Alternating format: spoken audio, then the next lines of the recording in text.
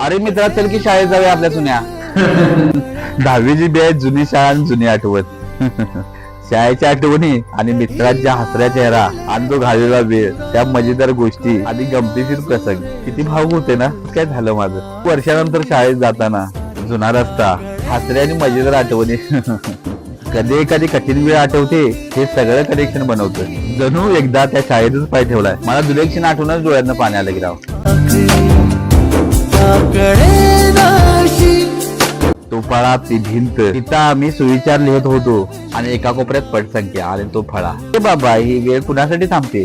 माणूस थांबेल खरं वेळ थांबणार नाही. म्हणून माणूस थांबायच्या आत वेळ कसा येईल सांगता येत नाही. सर्व भेटत जा एकमेकाला. हरवली